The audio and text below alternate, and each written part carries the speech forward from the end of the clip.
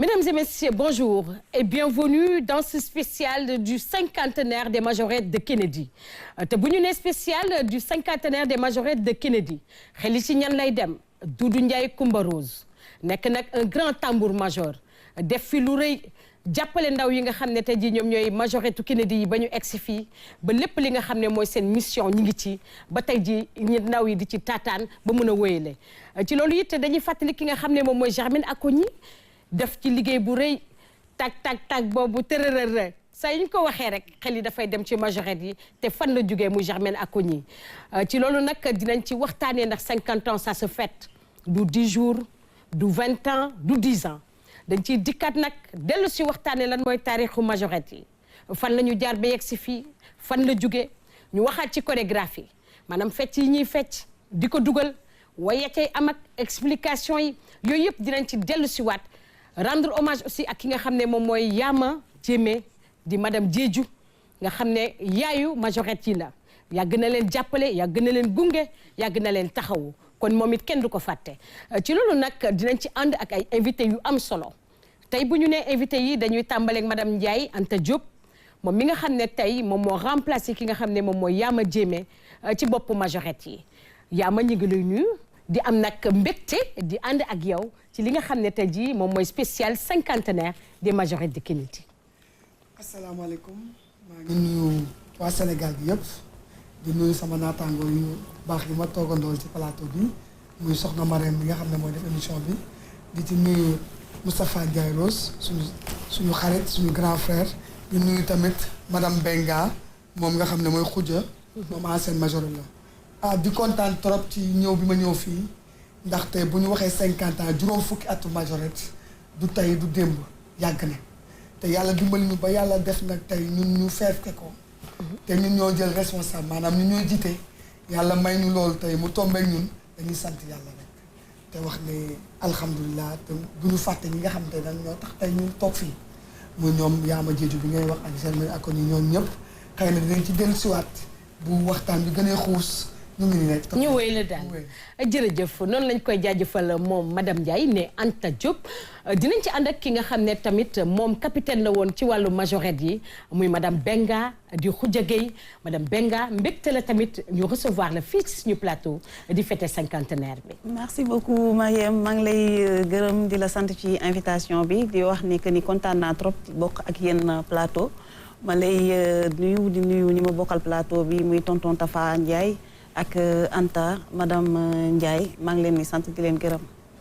jërëjëf yow it ñu ngi lay jaajëfal di jaajëfal ki nga xam ne tamit moom mooy Moustapha Ndiaye Rose te bu ñu nee Moustapha Ndiaye Rose xel yëpp dafay dem ca Doudou Ndiaye Coumba Rose góor gu mag googu nga xam ne loxo yi bu ko daan wéyale jël ndënd bi bàkk jël bant bi tee xel yëpp dañuy kontaan nit ñi tamit duñ ko fàtte mukk Doudou Ndiaye Coumba Rose histoire am moom tamit ak majorette yi kon noonu laa lay dalalee tonton Moustapha Ndiaye Coumba Rose. Mariam kontaan naa trop ci ni ma dugalee mais man dama lay indi tuuti ci sunu aar damay def tawratakin duurakin kin tamba tawratakin takin tawratakin duurakin kin tamba tawratakin takin loolu mu tëgg képp kuy géwél nga maa ngay nit sant Ndiaye loolu mooy sa rythme. macha allah bu ñuy woote ba kàddu gi la ñuy woote bu ñu nuyoo la ñuy nuyoo moo tax ma dugg ko pour nuyu la nuyu téléspectateur u RTS 2 yëpp ñii nga xam ne nag yàlla moo ñu booleeg ñoom ay at ma di leen ko nuyu moo tax ma jël tëgg mi tëgg ko pour nuyu képp koo xam ne rek mi ngi toog di seetaan émission bi en attendant ñu dem ci biir parce que dinaa wax mais dinaa boole di tëgg ci sama gémmiñ li nga xam ne mooy liggéey donc loolu la ñuy def pour que émission bi xum. jërëjëf noonu laa koy jaajëfalee tamit di ko wax rek ne xam naa mbëg-mbëg yeeg cool yeeg moom dara daal du des waaye nag dafay gën a neexal rek parce que tey nag cinquantenaire fête la. te fête nag dafay ànd ak mbégte dafa am lu muy àndal sabar gi da ciy neex kon jërëjëf tonton Moustapha Ndiaye Coumba Rose waaye ma daal di rek tàmbali ak li nga xam ne tey jii moom mooy histoire bi parce que tey bu ñu nee majorette histoire majorette dafa lié intimement ak ay acteurs culturels te acteurs culturels yooyu ku ci jiitu mooy Doudou Ndiaye Coumba Rose xel yëpp di dem ci moom duñ ko fàtte mukk Ndiaye xel di demaat ci Germaine Acogny nga xam ne tey jii buñ naan tak tërërëg ñëpp dañuy xam fi mu jógee te Germaine moom moo tàmbali loolu ci biir majorette yi ne li kat dañ koy def foofu ca France lu tax du am fii ci Sénégal dañuy daal di ànd ak Philomène Constance Diagne dem xooli lan mooy historique majorette yi fii ci Sénégal. Elles continuent à défier le temps depuis leur première apparition en 1976. De génération en génération, ces jeunes adolescents du lycée John Fitzgerald Kennedy ont maintenu la flamme, le talent, l'exigence de l'excellence qui ont toujours charmé le 4 avril. Aujourd'hui, leur parcours est revisité. Si les majorettes de 1975 à nos jours continuent à exister, je me dis que donc c'est quelque chose qui intéresse tout le monde, tout le public, surtout les militaires qui organisent les défilés de 4 avril, le monde entier qui attend les majorettes du lycée Kennedy. Donc c'est une très bonne chose et je suis vraiment fière quand même que les gens s'intéressent à nous. Une fête de l'indépendance sans les majorettes de Kennedy laisserait le public sur sa faim.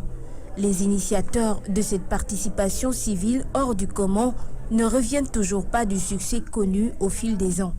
J'étais professeur d'éducation physique au lycée d'Ignabo à Ziguinchor. Et les majorettes de Saint-Maur ont défilé et j'étais choquée. Et je dis, mais ce sont des majorettes françaises qui défilent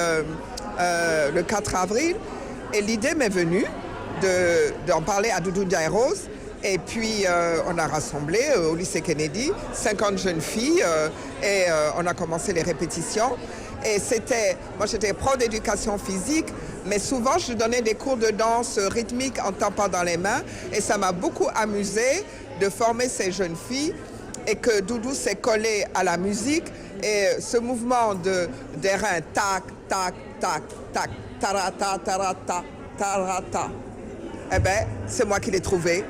et je suis très fière. C'était juste un clin d'œil au sabbat contemporain, au sabbat moderne. Et ça perdure, tant mieux. Ces jeunes filles sorties du lot grâce à une sélection rigoureuse allient grâce, beauté et intelligence. Certaines d'entre les anciennes se remémorent encore ces moments de leur adolescence. J'ai un sentiment de fierté. Vraiment, je suis fière de cette exposition. Ça me fait vraiment plaisir, ça me fait du bien parce que ça montre que tout ce qu'on a fait depuis a servi à quelque chose. Tout me manque. Les répétitions, les nuits qu'on passe au lycée, à tout ce qu'on faisait en tant que majorité, tout me manque. Tout, vraiment tout. À travers cette expo, un hommage a aussi été rendu à feu Doudou Ndiaye Coumba Rose, l'homme à la baguette magique avec qui Germaine Acogny a commencé l'aventure. Retracer toute l'histoire n'a pas été chose facile. On a eu du mal à trouver effectivement les archives, les photos, donc on a, avec nos collaborateurs, dont Alioune qui a cherché au travers du Soleil, le journal Le Soleil, au musée IFAN, on a eu pas mal de recherches à ce niveau-là pour pouvoir avoir le maximum d'informations. Mais bon, c'est vrai qu'on n'a pas eu ce qu'on voulait, mais voilà, on a voulu respecter les différentes dates, la chronologie, donc à travers les photos, mais au niveau du texte, au niveau des textes, c'est vrai que c'est assez vieux. Désormais aux portes de la légende, l'œuvre des majorettes de Kennedy se perpétue. En atteste cette riche prestation des minorettes du village SOS et tant d'autres qu'on aperçoit lors des défilés du 4 avril.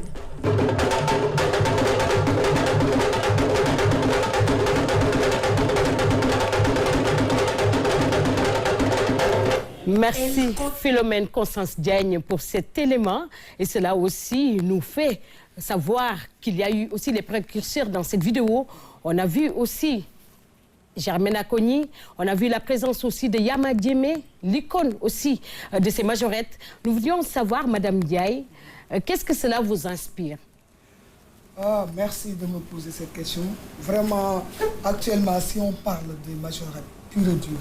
c'est à cause du pas Doudou Ndiaye Rose et de Germaine Acogny. Parce que c'est eux qui l'ont modernisé par rapport à notre culture. Parce qu'auparavant, c'était les Français qui faisaient des prestations, la tenue n'était pas africaine. Mais eux, ils ont changé tout. Ils se sont dit que ça, c'est trop français et nous sommes des Africains. Pourquoi pas changer le rythme et faire entendre le battement du tam-tam et faire entrer Doudou Ndiaye Rose? C'est là où le Doudou Ndiaye Rose est venu et avec Germaine Acogny, elle a dû changer cela et elle a fait rentrer le rythme qu'elle a dit tout à l'heure. Tac, tac, tac. Et ça, c'était trop plus qu'africain que français. Et maintenant, si on parle des majorettes, vraiment, c'est eux qui sont les références de cela. Vraiment, on les rend hommage et on dit que vraiment, si on est là maintenant, jusqu'à présent, c'est eux qui ont fait que nous sommes là à parler de ces 50 ans-là. Si ce n'était pas eux, vraiment, ce sont les pionniers des majorettes. Des majorettes. Alors, Madame Benga, vous avez été capitaine aussi de ces majorettes pendant des années. Alors, nous voulions savoir comment ça s'est passé. Est-ce facile d'être capitaine et comment est-ce que vous gérez la troupe? Merci beaucoup, Mariam, pour la question. C'est vrai que j'ai été capitaine des majorettes au lycée Kennedy et ça a été vraiment un plaisir. Pour répondre à votre question, ce n'était pas du tout facile d'être capitaine parce que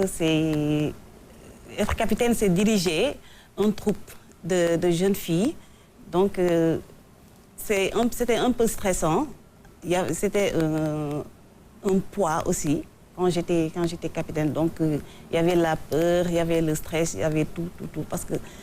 je me disais qu'on était 61, mais tout le monde regardait la capitaine avec la canne, manipuler la canne. Donc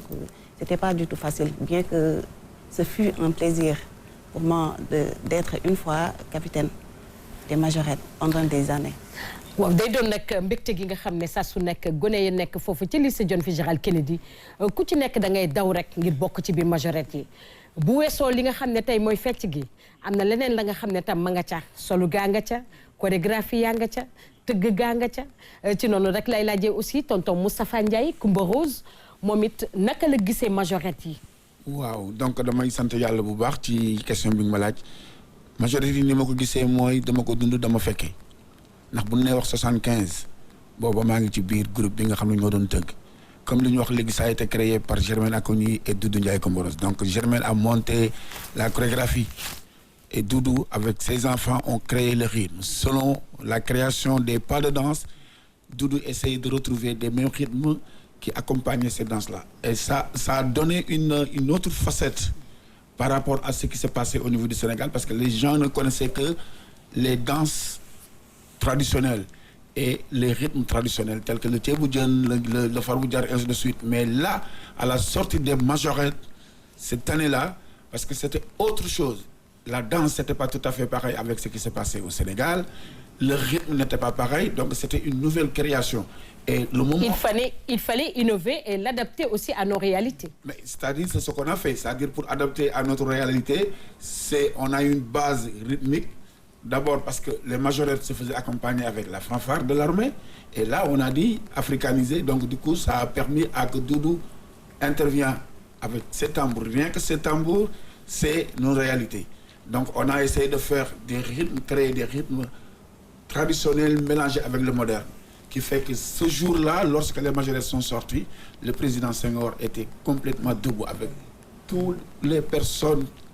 qui étaient en tribune se sont levées. Parce qu'au niveau habillage, ils ont changé un peu tout ce que les majorettes portaient avant. Ils ont gardé les bottes pour marquer majorette, la jupe. Mais après, le haut, c'était fait en taille basse. Les majorettes avant, c'était en chapeau. Comme on sait comment les Français jouent, mais après ils ont modifié pour mettre des foulards. Alors depuis 1975 jusque-là, vous êtes en train d'accompagner ces majorettes. Est-ce qu'ils étaient au nombre de 50 au début, mais maintenant est-ce que cela a changé ou bien le nombre est resté le même? Bon, le nombre, comme disait Germaine, au début c'était une cinquantaine. Oui. Mais là où nous sommes souvent, les majorettes arrivent à être 61 majorettes. Qui fait que qui n'est pas facile. Bon, ça, tout à l'heure, Anta va le dire, oui. Et que c'était pas facile pour elle, les responsables majorettes, de choisir. C'est difficile. Là, on voit majorette parce que c'est majorette. Mais il y a tout un travail derrière avant d'arriver à défiler. Ça, Anta va le dire. Mais dites-vous que vraiment, c'est un plaisir d'avoir les majorettes jouer en traditionnel. C'est comme ça que je vais l'appeler, parce qu'il y a les tambours sabar, il y a le truc qui est changé et tout, et ça c'est quelque chose qui est vraiment important. Alors, on sait que pour la plupart du temps, l'histoire des majorettes rime toujours avec l'ambiance. Et nous allons vous plonger en plein son d'ambiance de ces majorettes que vous allez suivre tout à l'heure.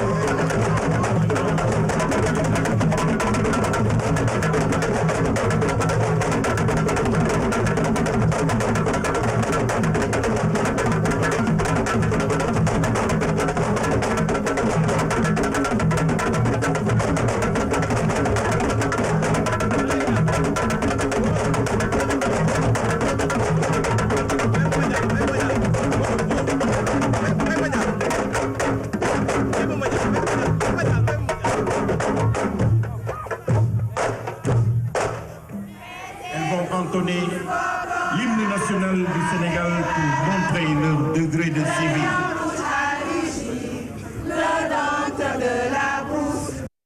En tout cas Dame xam naa ni plateau bi jotoon naa xumb lool ndax am na ki nga xam ne moom madame Ndiaye foog naa ne delluwaatoon na ba pare ci rythme bi ba daal di tàmbali bu loxoy demee gauche yenn yi dem droite mais mbégte la saa su nekk dañu naan nit ki nag da ngay nostalgique ci li nga xam ne moom nga bëgg mais ci li nga xam ne tamit moom nga nekk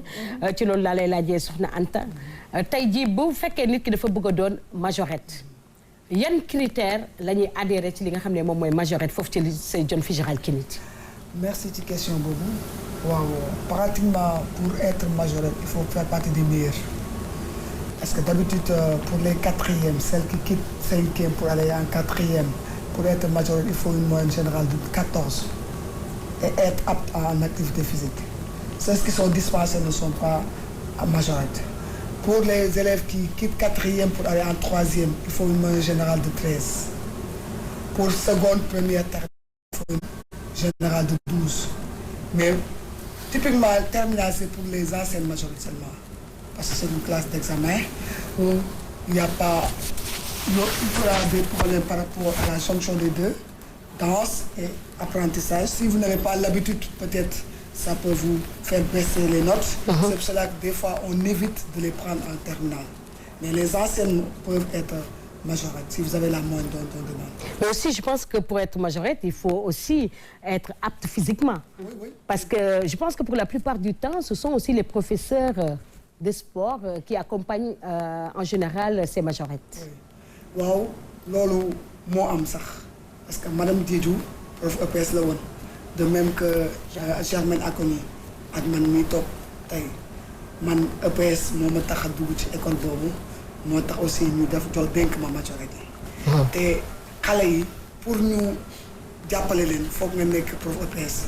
parce que chorégraphe day ñëw def chorégraphie moom teg mais yow en même temps que rythme bi di dem yow yaay xool ba xam dina am temps boo xam ne xale bi di war na récupérer pour changer rythme bi pour que ñoom tamit ñuy mën a noppi pour bañ a am problème mu loxo bu craquage wala déchirure yëpp dañ koy seet ñun moo tax ñun ñu leen di accompagner ci loolu. en tout cas madame Benga yow capitaine nga woon foofu ci majorette yi est-ce que tamit mosoo am benn jour benn jafe-jafe jëmale ko tamit ci entraînement yi nga doon def muy tànk yi muy loxo yi wala bopp bi wala. parce que chorégraphie yi tamit dafa am lu mu laaj. si am na lu mu laaj dafa laaj condition physique. comme Anta nu nga ko souligner léegi dafa demander il faut nga am condition physique. souligner aussi tam benn point boo xam ne fàtte na ko tamit pour nga nekk majorette tamit il faut aussi tamit la taille. parce que dafa am taille boo xam ne dañ koy 1m65 dañ koy exiger ou plus. ok voilà donc il faut nga am condition physique. comme question bi nga ma posé léegi am naa ci benn anecdote moom moo nekkoon sama dernière année. dafa am benn phase boo xamante ni phase finale la woon. donc phase boobu boo koy def dañ doon roulade la woon. roulade. prof EPS nga mën nga ci du coup man ak bâton bi dama doon def roulade bi ak bâton bi mais c'était un peu compliqué. day metti waaw dafa metti ba après sama mbagg bi dafa summeeku woon. année boobu noonu heureusement que c'était la fin donc anecdote boobu daal moom laa ci am ci loo xamante ni si kii naa ko ci. tonton Moustapha dafa mel ne majorette bi tamit nekk ko yombul de. lu leer naa ñu nga wax parce que yombul. yombul de xam nga ñun dañuy ñëw toog pour tëgg ak yooyu ñoom seen mais des fois dañuy xool bu ñuy liggéey ak yooyu parce que majorette comme ni ñu ko waxee rafetaay bi tamit ñoom dinañ ko xool. waaw bu ñu xoolee gis ne ñii kii rafet na kii bind bi nekk na normal ak yooyu yëpp dafa nekk loo xam ne lu am importance la. parce que majorette da nga war a taaru quoi donc heureusement que ñoom bàyyi nañ ci xel. ba nga xam ne bu ñuy def choix dinañu compter bàyyi xel ci notes yeeg yooyu yëpp. mais am na nu muy demee boo ñëwee te ni nga war a mel tamit physiquement kiiwu ko ci buñ koy def nag des fois def seen sélection ak yooyu man dama des fois damay bëgg sax génn salle bi. ndax da ngay gis des fois ñoom ñu strict daan na majorette bi non yow sa lii nangam ak nangam non kaay nii. élève bi commencé jooy. mais dama yaakaar ne tamit saa su nekk boo bëggee mbir baax dafa am loo xam ne tey moom mooy critère ak condition yu koy accompagner te ngir mbir boobu baax tamit léeg-léeg it doo ci def waru mbirum sentiment. mais xam nga sama papa ci boppam moom nitu sentiment la déjà. waaw moo ñu kii des fois ante day ci jamono yi ñu toll nii day jékki-jékki comme kii ni mu nekk capitaine nii. balaa ñuy yeggali majorette mën na am 4 capitaines yoo xam ne dañuy ñëw di def day def ba mu yàgg mu ne nu ma tafaat non kii dama koy dindi baaxul. man de duma fi man moom loolu. du ma fekk loolu man du ma fi fekk parce que kii nekk capitaine temps yi yëpp nga jékki-jékki. ndeysaan te du hésité nag. waaw moom elle est militaire. waaw comme madame Diédhiou ni mu nekkoon militaire quoi donc dañuy strict et tout ça bon mais man ak sama baab noonu la meloon moo tax ma vraiment bu ñu tolloo ci yooyu moment rek. damay bëgg di seey man di noppal sama. di noppal nga gis benn élève bu ñëw tonton Moustapha Dieye kii nga jox en tout cas. man mooy loolu de xam nga dafay toll foo xam ne moo ci mën a sori. biir moom kañ doy na waar. mu ngi noonu quoi. li ci ëpp nag tamit ci biir majorette yi dañuy gis ne xale yëpp dañ ciy bëgg a bokk mais critères yooyu ngeen teg tey jii madame Ndiaye dafay gën a inciter jeunes yi tamit ñu jàng ñu xam ne naam foo beeg yëngatu beeg chorégraphie bi yëpp am na solo waaye la ca ëpp solo tamit mooy li nga xam ne moom moo tax ñu yóbbu leen fa muy ay résultats yu baax muy aussi condition de travail yu idoine yu baax yi nga xam ne tey ji tegal nañ leen ko fa kon donc dañuy bëgg une réussite totale nit ku nekk parent bu nekk li nga bëgg ci sa njaboot mooy na réussir kon loolu itam da ci bokk ndax boo bàyyee noonu rek léeg-léeg gone dañuy daal dee dem rek taataan topp daal dee fecc foobeeg fecc bi rek ba li leen fa indi sax dañ koy far fàtte ci noonu nag la ñuy dellu si waat rek ci li nga xam ne moom mooy défilé bi fi amoon sous l'ouverture aussi des majorettes qui ont innové et fait une prestation magnifique lors de l'ouverture du Sénégal avec le reste du monde. Ñu seetaan loolu ñëwaat.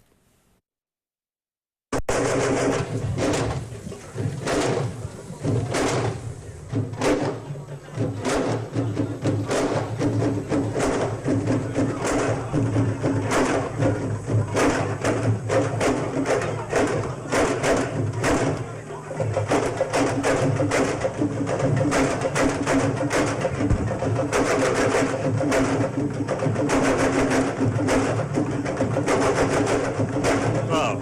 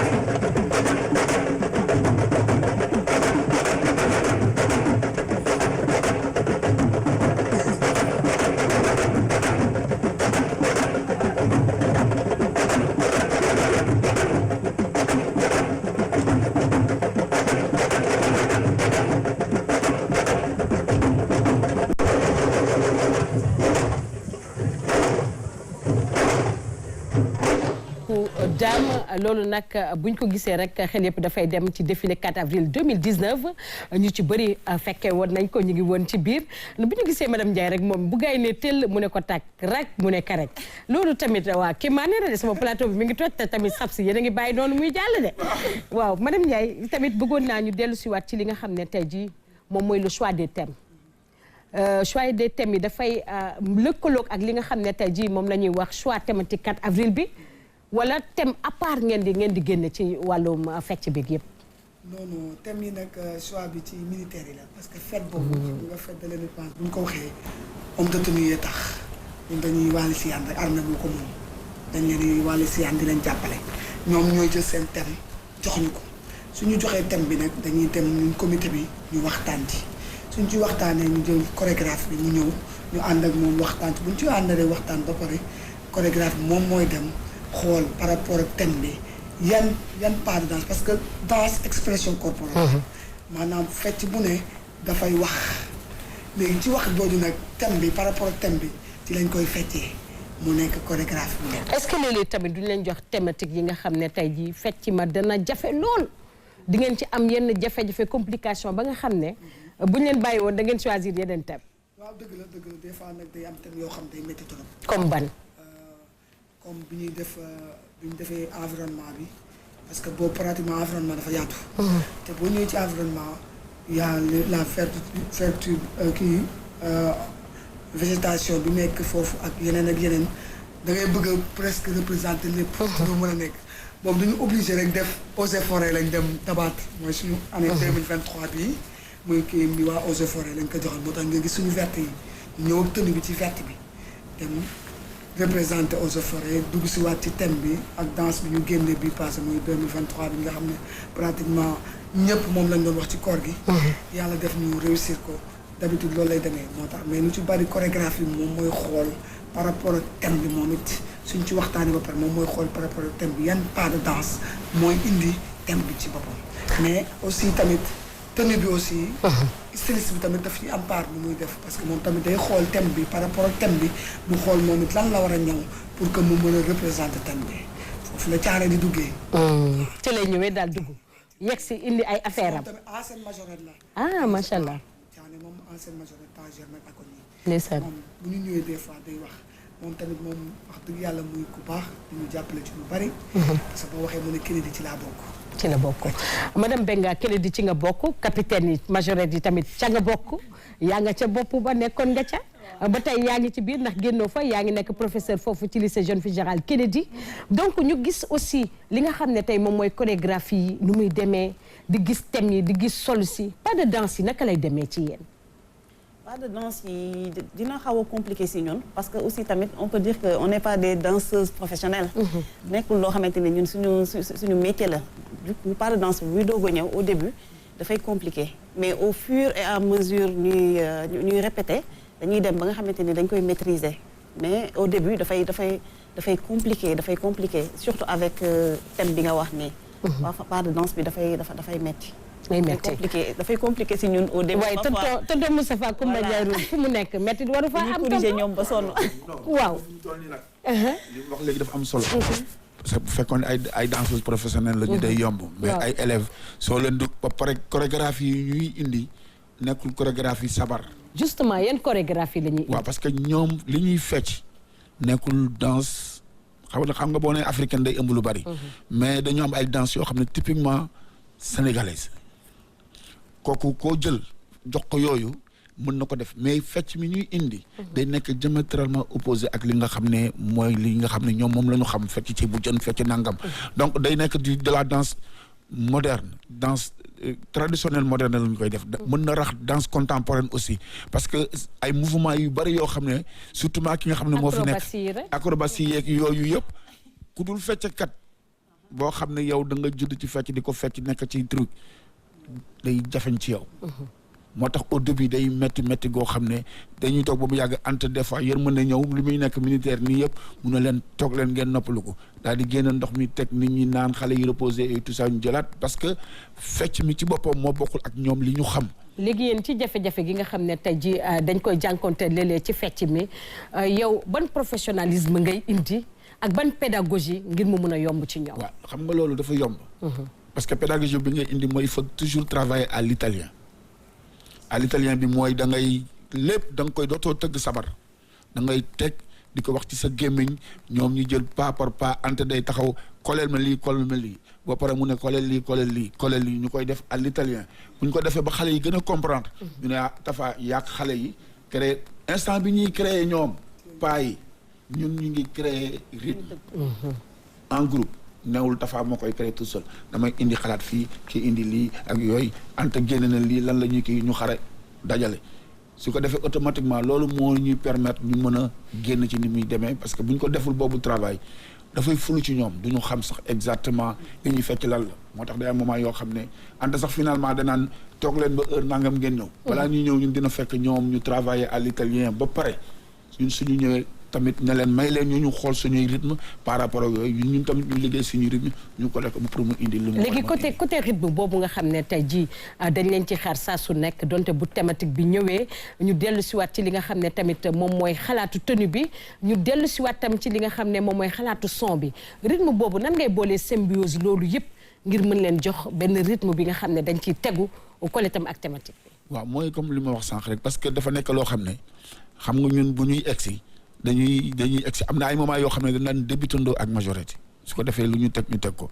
donc au niveau des tenues ñoom bu ñu sóoree seen bopp ci li ñuy tenues yi ñuy sol dañuy bàyyi xel batteurs yi aussi ñun tenues yi ñuy sol mu méngoo ak seen couleur su ko defee noonu lañ koy doxalee mais su ko defee suñu jógee ci loolu nag rythme yi nag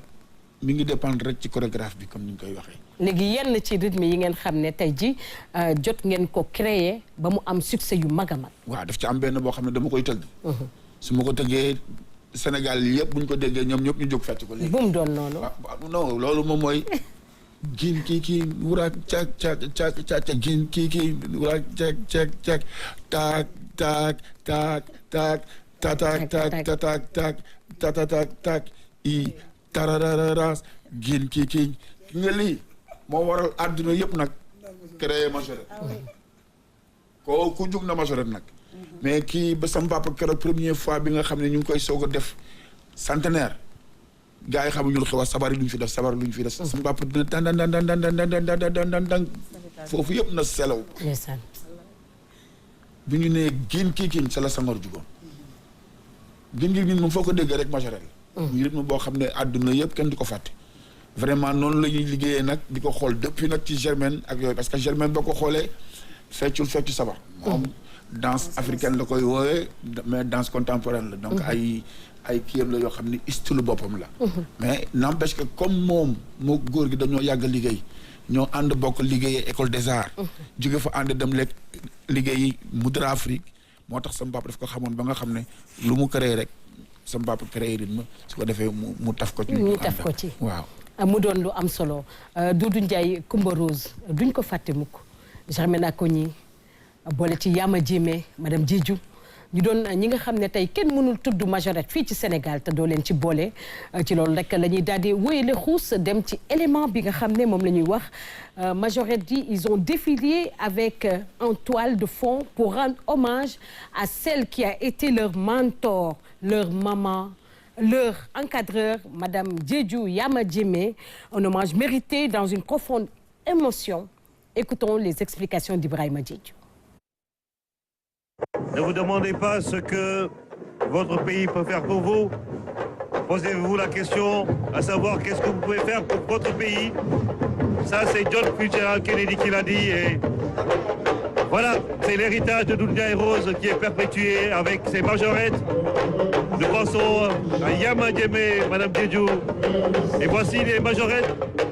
du lycée John Fitzgerald Kennedy. Très attendu aujourd'hui parce qu'il s'agit de rendre hommage à cette dame qui a conduit les destinées de cette grande famille des majorettes du lycée John Fitzgerald Kennedy, toute génération confondue, qui nous a quittés au mois de mars dernier.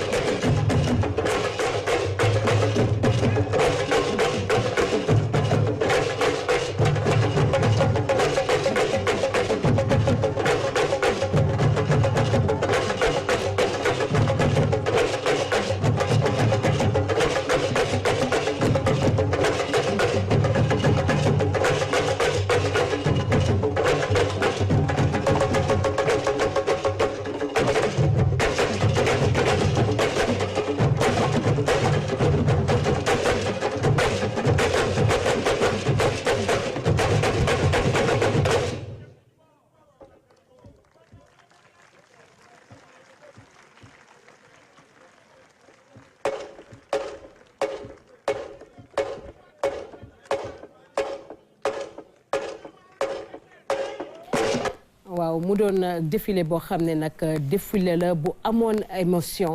bu bëri woon tamit ay tristesse ndax bis bii lañ doon fàttaliku ki nga xam ne tey jii moom mooy Yama Diémé di madame Diédhiou nekkoon ci bopp majorette yi daan leen dimbali nekk seen yaay nekk seen mag nekk seen encadreur nekk seen maam ñi mu leen di jàppale taxawu leen tette leen ba ñu yegg si fii madame Ndiaye bis bi foog naa ni doo ko fàtte mukk parce que bu ñu gisee ci kanam ñi ngi gis photo Yama Diémé bi nga xam ne moom la xale yi yore ñu ngi ko téye noonu teg ko ci kanam mu doon li nga xam ne dafay wone rek liggéey bi nga xam ne tey Yama def na ko fi tey jii ñu gis ne yaa fi wutu Yama ci bopp li nga xam ne moom mooy majorette yi bi Yama demee ak léegi lan mooy innovation yi nga xam ne tey jii indi nga ko ci wàllu majorette yi. waaw majorette su ma nee majorette su ma ko xamee rek Yama moo tax ndax man dama nekkoon étudiante ak may def sama 5e année xam nga da ngay def stage ñu yóbbu ma Kennedy ma nekk fa Yama gis ma ne ma yow bëgg naa nga ñëw di ma jàppale ma ñëw di ko jàppale ci majorette bi xam nga boo defee 5e année 6e année da ngay dem beneen école mu demandé suñu école à ce que ma ñëwaat foofu ci ma nekk fa majorette nekk li ma fa nekk yëpp di jàpp 2 ans yi ma fa nekk comme stagiaire ma pare génn 2010 ndeke moom demandé na proviseur pour que ñu dem ministère ñuy ni ma Kennedy parce que booba moom xamoon na ne dafay dem war na am ko succédé parce que héritage la buñ ne Germaine Acogny moo fi nekk jóge fi jox ko avant Ndeye Banna ya Guèye le vieux là Alioune y avait Alioune Diémé moo njëkk a ñëw bi fi bi Germaine jóge fi après kii moo fi nekkoon Ndeye Sall bi Ndeye Sall demee taa Banna moo fi nekk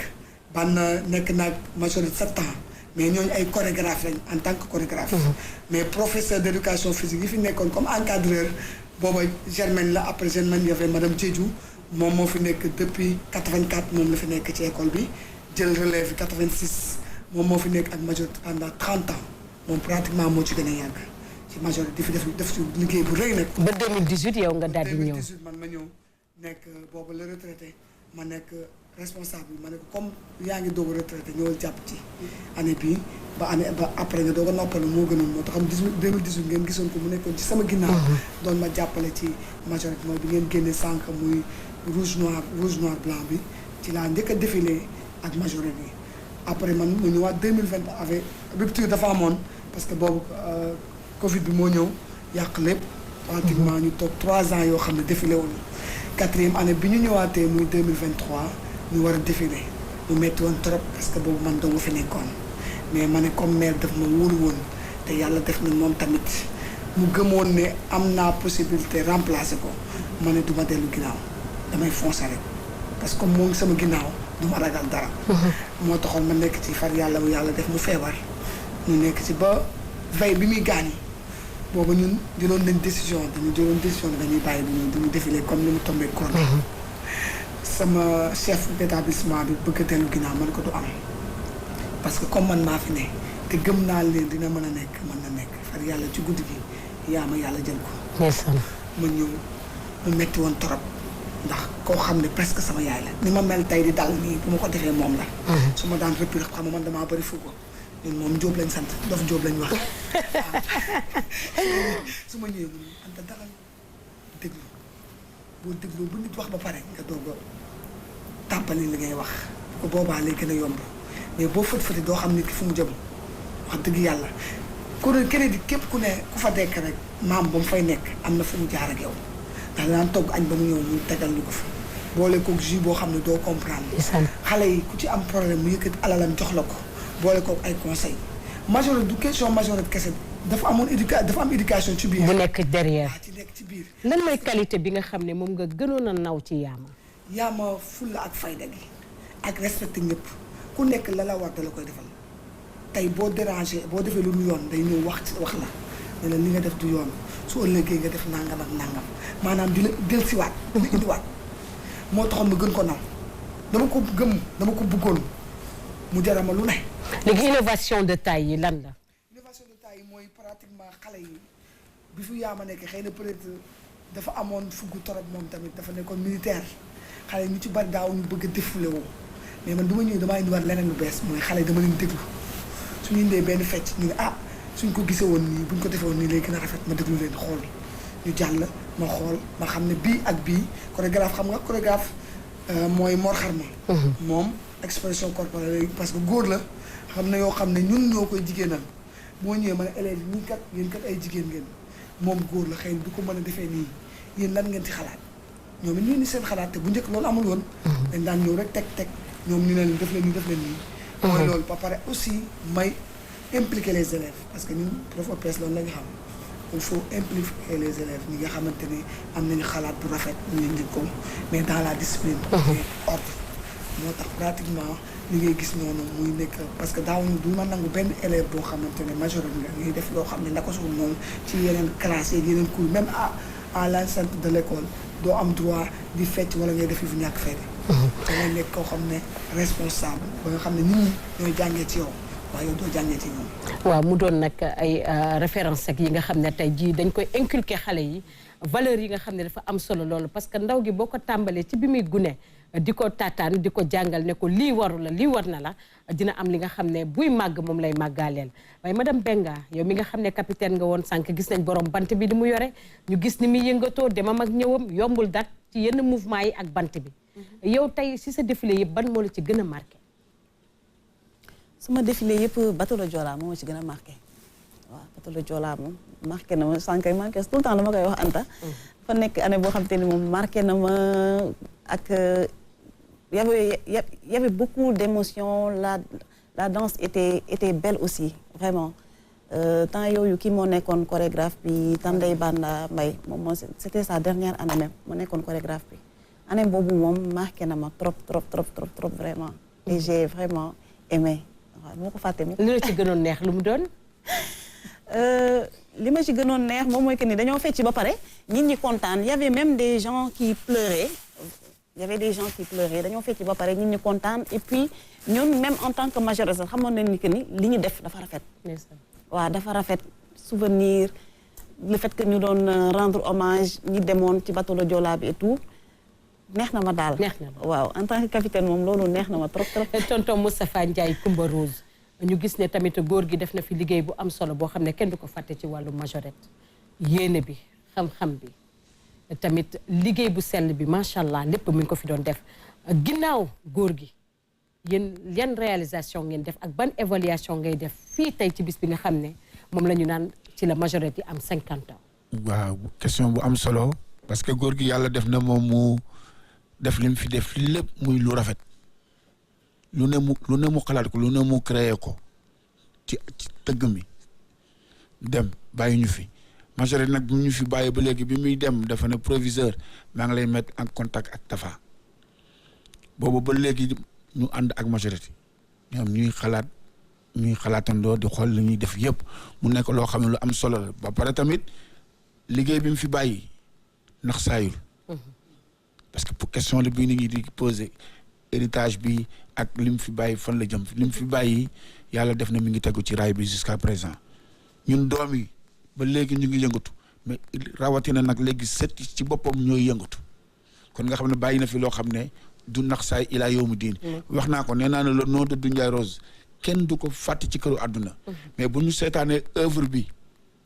yàqu day garaaw pour ñun heureusement que on a été sauvé par les petits-fils yi nga xam ne ñoom ñoo nekk Dakar ba nga xam ne macha allah Doudou Ndiaye Rose bi ñu ngi koy dégg bu baax a baax te œuvre bi tamit ñu ngi ci téye suñu loxo ñun ñëpp pour xool ba xam naka la ñuy def pour que mu bañ a nax saay. alors en général en termes de chorégraphie yan rythme ngeen di gën a jiital. c'est-à-dire rythme yi ñuy jiital ça ne dépend que de la chorégraphie. et en traditionnel comme en moderne. parce que c'est la danse qui mène le rythme. kon fecckat bi mooy fecc li mu teg yow moom ngay xalaat rythme booy indi nga teg ko quand c'est concerné pour les majorités c'est comme ça que ça fonctionne mais quand ça concerne pour le côté traditionnel les ceebu jën et autres c'est des rythmes qui datent de très longtemps bi nga xam ne yow da ngay tëgg fecckat bi dugg di fecc te bu duggee di fecc yow soliste bi yaa koy bàyyi xel fu mu teg tànk yow sa son dafa war a tegu bu ko defee mu nekk loo xam ne day ànd mais mu nekk loo xam ne lu am solo la loo xam ne ci la ñu nekk di créer côté moderne tout dernièrement on a fait benn affaire boo xam ne ak Reug Reug moom lutteur la mais on a créé par exemple benn kii boo xam ne 2 minutes nangam la toll donc dañ ko répété pendant quelques semaines au Grand Théâtre après ñu def restitution bi defar ko mu nekk loo xam ne ba léegi ñun li fi paa bi bàyyi woon ñu ngi koy yokk. yéen a ngi koy yokk. ñu ngi koy yokk. cinquantenaire des majorettes de lycée John Fitzgerald Kennedy lan ngay dénkaat tey ndaw ñi ban conseil nga leen di jox ak loo leen di dolli. waaw d'abord dañuy sant yàlla bi ñu ci yàlla boole. ndax xam nga nee naa la ça a démarré en 1975 ba tey ñu ngi wax 2025 kon buñ ci yàlla boole dañuy sant yàlla li ñuy wax ndaw yi nag mooy nañu xam ne majorette du caaxaan surtout d'abord pour les élèves du caaxaan parce que li lay dugal majorette yombul ku yaakaar affaire bi dafa yomb pour nga jékki-jékki rek ñëw nekk majorette yombul li ñuy def nag mooy conseil yi mooy da ngay nekk majorette mais surtout éducation dafa am solo aussi et c'est valable pour les majorettes c'est valable pour les batteurs li may wax nii parce que foog batteurs yi xam ne aussi ñun on n'est pas éternel parce que tout est parti te ñun pour le moment ñoo fi nekk di leen jàppale parce que bu 4 avril jotee pendant 2 mois dañuy nekk kenn di répéter ak majorette yi donc comportement yi day am solo parce que sama papa noonu la meloon àdduna moo soppeeku mais sama papa ku musaan na rasta doo ànd ak moom def rasta doo ànd ak sama papa mu nekk loo xam ne léegi nag kenn mënut ci dara parce que réew mi ñëpp rasta. ah benn ngi ni toog. voilà donc mais parce que xam nga c'est loolu la. waaye man sama rasta nag am njaañ la de Baye Fall la. waaw bu Baye Fall mais xam nga moom ci jamonoom. booba rasta yi egsi wu fi dafa amoon ci principe. dëgg la moom gis nga bu ñëwee nii ci njabootam. nga takk jaaro da nga koy dindi tout de suite. ndeysaan macha allah. da nga koy dindi tout de suite parce que sinon du sotti. dëgg la nga def ay rasta. doo ànd ak moom mu nekk loo xam ne lu am solo la moo am yar bu mu def ci njabootam man sama papa bu ñu toogee di ko gërëm dama koy gërëmee par éducation bi mu def ci man sama papa doon daan tëgg samedi ak dimanche mu sédduñu ak suñu benn frère bu ñuy wax Aliou Ndiaye ñu dem école jàngi leen di jël xaalis ba jaay ndekki ak yooyu mercredi mu wooñu ani xaalis bi moo leen séddoon ñu ne ko papa jaay nañ ko mais mu def 4 grands ñaata ñu daal di woo 4 grands gars yi jàpp ñu dóor ñu ba ñuy bëgg dee su ko defee mënaan waa man xaalis bi moom ñu ko seet dañ ko war a dëkki finalement dañ daan jël xaalis bi di ko teg ci kaw armoire yi di xaar ba mu ne dem leen jaay ko ñu soog ko jaay ngeen doog ko jaay jamono ji ñu toll soo ma dénkee 1 million je te remets le même billet macha allah kooku moo ko def ci man loolu dafa bokk ci valeur yi nga xam ne ndaw gi boo ko taataanee yaree ko rek noonu lay wéyale ba bu demee ba nekk mag mën koo joxe ay ndawam doomam yeeg sët-sëtaat yi ñëpp mën cee barkeelu ci loolu rek laa lay laaj madame Ndiaye aussi lan mooy perspective yi li nga xam ne tey moom mooy les majorettes de John Fitzgerald Kennedy mais aussi cinquantenaire bi au-delà aussi ci li nga xam ne moom mooy plateau yi ñuy def ak yëpp lan ngeen ciy defaat. waaw merci ci question boobu maintenant pour les 50 ans des majorettes on a prévu demain la randonnée PDS autant pour moi on quitte Kennedy pour aller à la place du souvenir à 8h inchallah on convie ñëpp ñu ngi woo ñëpp ñëw teew si randonnée bi dafa am hommage bu ñuy rendre à Doudou Ndiaye Rose et Feu Yama Diédhiou ñu def ko ay t-shirt yoo xam dañuy floqué seen photo ci kaw ak ay casquettes yu mu àndal yoo xam dañuy bind 50 ans des majorettes ànd ak ancienne majorette yi nga xamante ne ñu ngi woon ci école bi parce que ancienne majorette ku ko xool ci seen studio am na ñoo xam ne ñii ay autorité lañ fii ci Sénégal ñeneen ñi ñu ngi liggéey feneen ak feneen bari nañ xëy na buñ ci limee mën nañ jël ki nga xam ne chaque fois moo ñuy jàppale muy Thiané mais am na ñeneen ñoo xamante ne ay autorité lañ fii ci Sénégal ñu bari ñoo xam ne ñu ngi leen woo tamit ñu ñëw ci randonnée bi suba te aussi am na vernissage bu ñuy organiser le 3 avril te dafa am benn stèle bu ñu war a defar maanaam benn mur boo xam ne suñu papa Doudou Ndiaye Rose lañ ko jagleel parce que moom bu daan ñëw répétition foofu la daan toog ba répétition bi commencé ba kii ñëw mu daal di dugg su paree toogaat foofu moo tax ñu ne lii comme moom la ñu defal ko benn stèle boo xamante ne dañ koy immortaliser pour que moom ñu xam xale bu ñëw foofu di ko fàttali ko bu ñëwee xam ne moom fii moo daan place am ci bu ñëwee ci Kennedy bi. léegi ci wàllu majorette yi lan mooy perspective bi. mais majorette yi 4 avril la ñuy xaar pour l'instant nii ñu ngi commencé répétition yi ndànk-ndànk di xaar aussi armée bi bu dee dañuy def parce que fi mu ne nii pour ñu def répétition di woo ñii il faut ñu xam ne lettre bi nga xam ne armée dañu koy jox pour wan nañu ne 4 avril day am dañuy défilé suñu ko yónnee déjà par exemple moom la ñuy commencé nag di teg suñuy chorégraphie yooyu yëpp bu ko defee boobaa Mor Xarma ñëw def chorégraphie bi après bu ñu commencé ba mu leer nañ ñu ngi commencé teg ñu doog a wax ñi ñëw parce que ñii buñ teelee ñëw tant que xale yi commencé gu ñu xam marche beeg chorégraphe pas de danse yi nu muy demee day gën a metti moo tax ñoom d'habitude dañ leen di sakkanal tuuti jël chorégraphe mu ñëw commencé def pas de danse yi ndànk ñu koy décortiquer di dagg par benn di dugal par benn tay bu ñu dugalee tay bi ba xale yi miin ko su subaa ñu cabaxal beneen roofu galañ xotti benn noonu la ñuy def dugal génne après am na yoo xam ne des fois suñu demee ba ci biir nag mu reer ma ne lii dafa rythme trop damay cabaxal benn rocci benn dugal bu gën a oyof après ñu doog a indi beneen ci côté bële. ndax muy glissé daal glissé ndànk loolu lañ ci bëgg noonu laa lay jaajëfalee di la laaj sa mot de la fin. waaw mot de la fin mooy gërëm leen ñun ñëpp wax RTS moom wax dëgg yàlla ñu ngi koy gërëm ci invitation bi kontaan nañ ci loolu di gërëm nag sama naataanoo di gërëm suñu proviseur bi nga xam ne moo ñu may doole ba ñu ñëw fii tey représenté école bi moom it wax dëgg yàlla mu ciy def liggéey bu rafet ak suñu ak suñu président bi commission bi muy Albouri monsieur Niang ak ñi ma ko bokk ak ñëpp nga xam ne ñoo ñuy jàppale ci affaire majorette yi di gërëm tamit ku ma amul ku dul moom muy sama jëkkër di monsieur Ndiaye maa ngi koy gërëm mi nekk Italie monsieur Ndiaye maa ngi lay gërëm bu baax di gërëm sama yaay di gërëm ñëpp ak suma waa kenn yi ma dooleel. merci beaucoup nan lañ koy jaajëfalee moom madame Ndiaye di Anta Diop di jaajëfal aussi madame Benga ñu ngi lay jaajëfal di la laaj sa mot de la fin aussi. merci beaucoup Mariem merci ci invitation vraiment kontaan nañ trop ci teew ci sa plateau bi umoon na trop waaw may remercier aussi tamit encore une fois tonton Moustapha ak Anta di remercier suñu proviseur bi nga xam te ne moom moo ñu yebal fii ak confiance waaw. ci noonu tamit lay koy remercier moom madame Benga di remercier aussi tonton Moustapha Koumba Ndiaye Rose di la ne dundal rek ba sa may di baawaan. amiin yaa rabbal aalamiin dëgg am mbégte comme ni ñu koy waxee di féliciter bu baax Albouri parce que moom mooy président de commission te il s'est battu vraiment pour que 50 ans bi tegu ci yoon dafa créer groupe WhatsApp dugal ci toutes les anciennes majorettes pour que nit ñi mën a nekk au courant et tout ça mu nekk liggéey boo xam ne man souvent su ma duggee dama naan ko maa ngi lay encourager parce que je sais que organiser un événement bu toll ni 50 ans c'est pas facile parce que ñun dañuy organiser donc mu nekk loo xam ne vraiment dafa am solo ñu wax ko pour mu am ci courage ak yooyu proviseur nag moom mooy kilifa école bi donc moom diñu def lu dul remercier ko ci bi nga xamee ne xalaat na pour que ñu fête 50 ans yi parce que mënoon nañ ko bañ a fête mais le fait que ñu d'accord ci ba di ko fête mbégte la ñun ñëpp dañ ciy gis mbégte donc mu nekk loo xam ne lu am solo la donc li may mën a wax rek comme mot de la fin mooy sant yàlla bu baax nuyu la mu ci jàmm ak salaam ndax vraiment invitation bi am na solo te comme li ñuy wax rek la ma la tijjee woon laa lay tëjale parce que dama la tijjee nuyoo boo xam ne ay sabar la dama koy tëjee waat ak la ma tijjee woon rek su ko defee mu nekk loo xam ne day am solo tawratakin duwrakin ki tamba tawratakin cakin tawratakin duwrakin ki tamba tawratakin takin su ma bëggee nga gaaw ñëw nag dama ciy dolli mbatan nga ne kii c'est urgent su ko defee da ngay daal di appel la looloo neex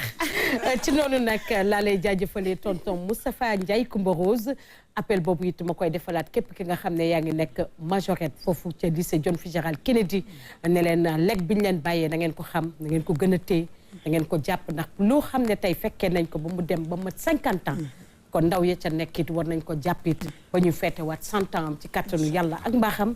di jaajëfali képp ki nga xam ne tey jii moom moo doon téléspectateur RTS 2 di leen jox daje incha allah beneen yoon ak beneen spécial